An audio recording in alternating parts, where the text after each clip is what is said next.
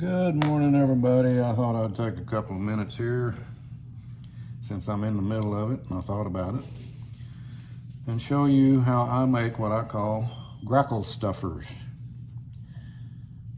As funny as it may seem, these grackles tend to really like croutons, so I make my own because you buy these in a little box at the store, a little bag or whatever. You may get this many here, and it's going to be $3 or $4. This bread here is a white generic bread. It's just the cheapest one that Kroger sells, and it's like $1.09 a piece for a loaf.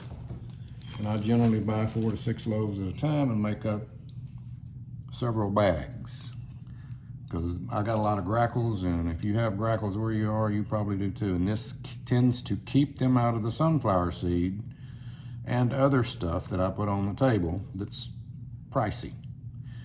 So if you spend any time in the kitchen, this is no task. You just slice the bread. I do 2 pieces at a time because it seems to work better and it goes faster. Cut it into about 1/2 inch to 3/4 inch squares. Just like that. And then you just kind of fluff it up. I really like to let mine sit out a couple of days to take some of the moisture out of it. It keeps it from sticking all together. But I'm out of grackle stuff because I didn't go back to the store until yesterday, and the grackles are back into my sunflower seed. So that's how that's done. I save the bags, I put them in the little container right here.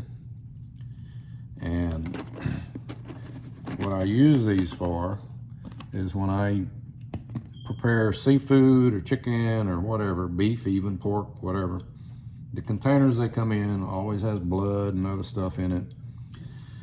Especially seafood tends to stink if you just put that container in your trash can in the kitchen. Overnight, it will cause your kitchen to reek. And I don't like reek, so I stuff all that stuff down in there, and then I tie a knot in it and put it in there, and I can keep it in here 2 or 3 days, and you won't even know it's there.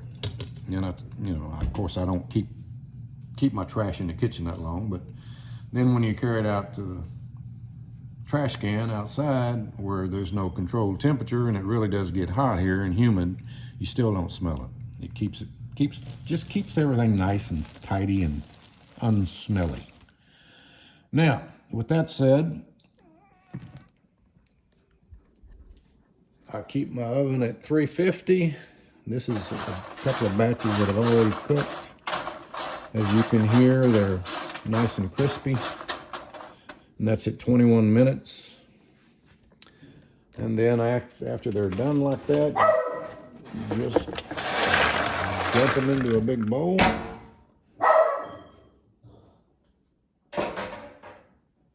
And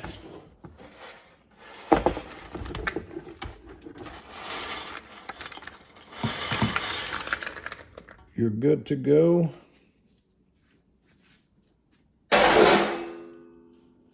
With the next batch. Like I said, I put these in at 21 minutes. When they're in a pan like that, it's a good idea to go 25, 26 minutes with them, because that depth of the pan doesn't let them get crispy quite as quick as they do when they're in the other type of tray. And this is what the finished product looks like. I'll wind up getting probably 6 bags. It's usually a bag per loaf, if not more. That'll last quite some time because I feed in the morning and I put them out in the afternoon. Didn't put any out this morning because I was out. And I'll put a few out this evening unless it's still raining. If it's raining, I'm not even going to mess with it. So anyway, that's a quick little tip on what I call grackle busters, or grackle stuffers actually, that'll keep them out of your expensive stuff. I hope this was informative, and I hope it helps you out, and I hope you give it a try.